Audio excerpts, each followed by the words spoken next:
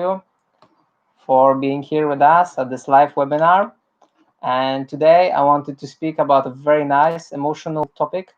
I call it life hacks or emotional life hacks. And today I wanted to speak about how to pull yourself together and start working. Well, actually, the inspiration behind this video has come from my own life. So, as you all know, I've started my own business as a life coach, and I'm working with clients. I'm also trying to get new clients, as it always happens. And the last 20 days, I had a lot of things happening in my life. So, we had to move from England to Poland. And due to the coronavirus pandemic, all of these things happened a little bit later than we expected. And it also caused a lot of uh, I would call it waste of time. So, and during that time also, I was not able so much to focus on creating new videos, which I love to do, which I really like to do, and to share some webinars with you and work with groups. So for the last few days, I was really starting to feel that the need to do something. And at the same time, every day when I didn't do something, I felt like a small emotional blow or hit to my own um, levels of motivation and my own ego and etc. So because of that, I was not very happy and not very content. I mean, I was, but there was something that I always felt. So today, emotional life hack is about don't worry and just do your thing. So as we all know, we have a lot of worries in our life, and all the time we are thinking about those worries. And according to the Vedas or the ancient scriptures like Bhagavad Gita, the human mind, which is our main center of activities living in these bodies, can only do actually two things when it's sad. It can either hunker or lament. So it's hunkering about something in the future, and it's lamenting about something that happened in the past. So I'm going to give you a very nice example. Most of us, when we are not in the present, we are usually thinking about what we're going to do soon, what may happen, how I would like our life to be in 1 minute, 5 minutes, 10 minutes, 1 hour, 1 day, 1 year. Or we're thinking about the wonderful things that happened to us in the past, or we are very sad and distressed about the things that happened to us in the past and we are analyzing them, or we're anxious about how the future will work out. And very little of us, or very little of time, we spend in the present. And this causes a lot of dissatisfaction with the levels of our life. And how also we can see that people are actually not living in the present is because of the amount of books, movies, and computer games that are created in the world. Because those are the facilities, those are the plugins for us to disengage from our own reality and be able to connect to a new reality. And the best thing about that reality is that whenever we don't want to participate in it, we may just stop it with a click of a TV control, with closing the book, or just with the closing the computer.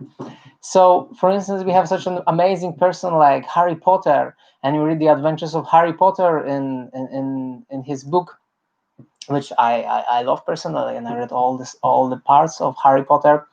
So you read about Harry Potter and you read about his life. And in the beginning, his life is quite miserable. It's quite sad. And Harry Potter has a lot of struggles.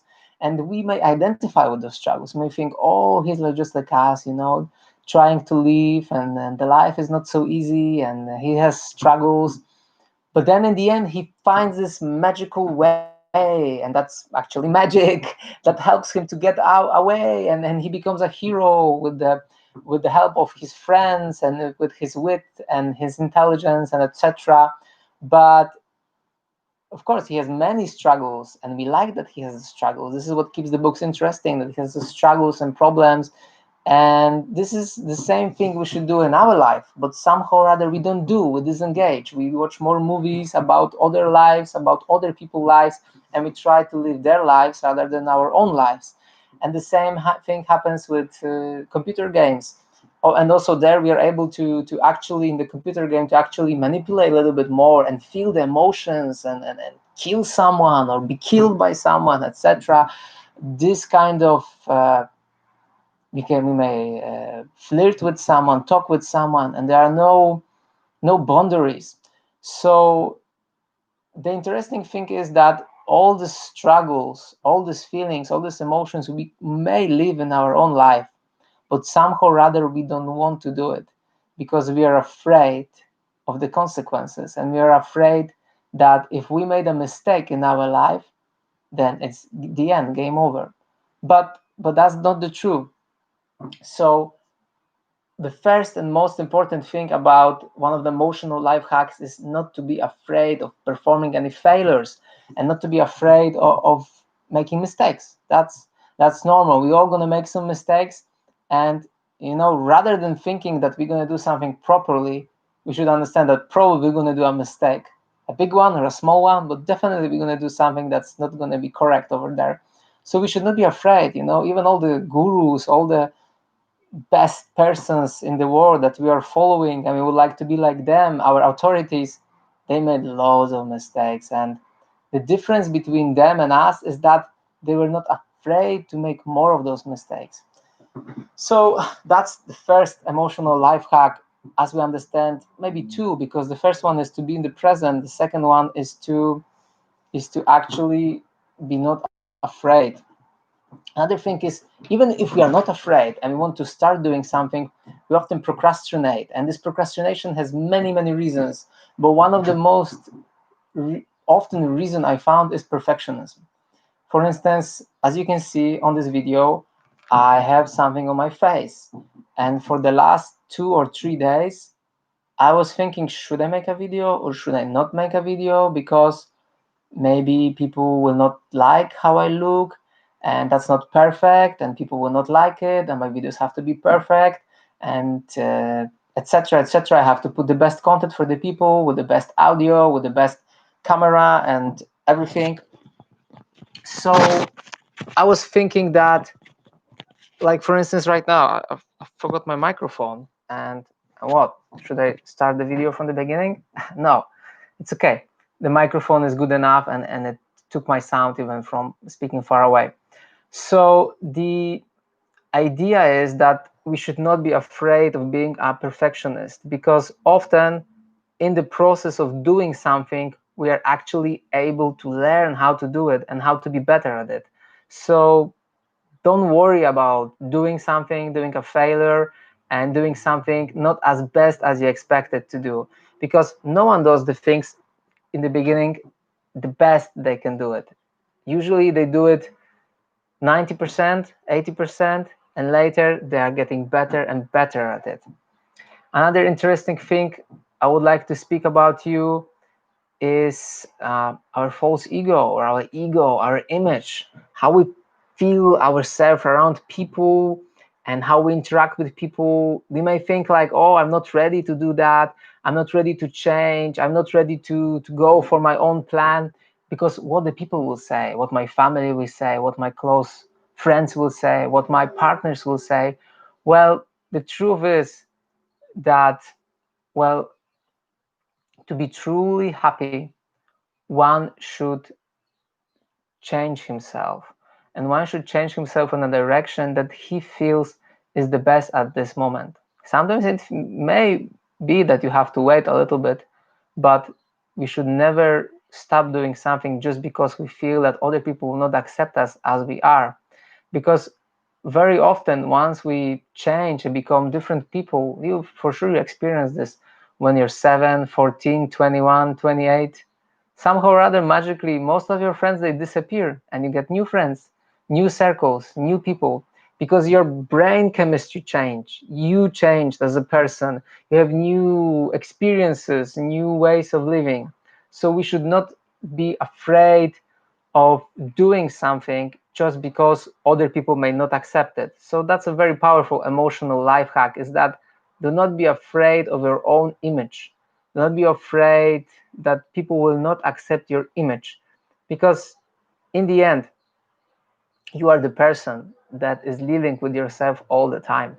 And if you have to wear masks all around people, and different masks for different groups of people, I think after some amount of time, it becomes a little bit tiring and you don't want to do that anymore. So those fear of failure, procrastination, perfectionism, living in the past or in the future, not in the present, being afraid of your own false ego and what other people will say about you, the naysayers, will they criticize your plan? Don't worry, there'll be always someone that will criticize you.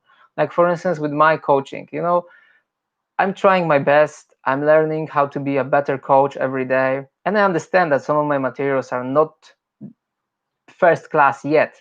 But the idea, and a lot of people may criticize that, but a lot of people also support me. And those people that criticize me, if the criticism is constructive, I take this criticism and try to improve my videos. If the criticism is not constructive, I don't get emotionally attached to it, because if I will get emotionally attached to the think of how other people think about me and how they want to manage my own life, that will make me very sad, and I can get petty, and I can feel a lot of bad emotions about other people. And this is something which I don't want to do. And this is something I would like all of you to always have in your head, that in the end, it all depends on us, how we perceive reality and how we perceive what other people say and do. It may be in their own best interest that they're criticizing us, so we become a better version of ourselves. So let's not be afraid of critique from other people, because very often this critique is something that can help us. I also found on the internet a very nice, interesting thing that you may do if you would like to get along with yourself and find more self, to stop worrying and stop how to pull yourself together and stop falling apart and just trying to become as you want to do and perceive your goals. So watch your posture. Remember that all the chemistry in our body reacts to how we behave on the biological platform. Take a break from social media. Don't stay there all the time. It's dangerous. Only if you want to watch my videos, then you can give some likes, share it, and subscribe.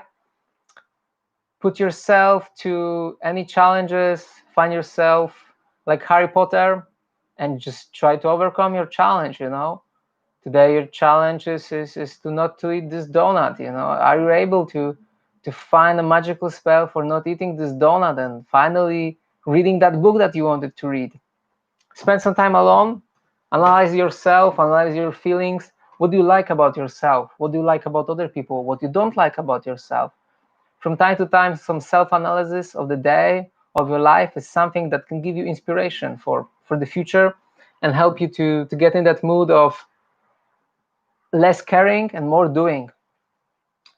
And just be self-compassionate to yourself, because we are all in the process of being a better version of ourselves, and just give us some time to finally achieve the goals that we would like to achieve. Very often I notice that I want to have things immediately, and I want the results immediately, but in the end it's all a process. It needs time. So even if it's the 100th time you couldn't do it and you feel very, very irritated that you couldn't do it, just do it, do it, do it, and continue doing it. And don't worry, sooner or later you'll be able to finally wake up just half an hour before, so you can have your ideal time to drink coffee and relax, do some exercise.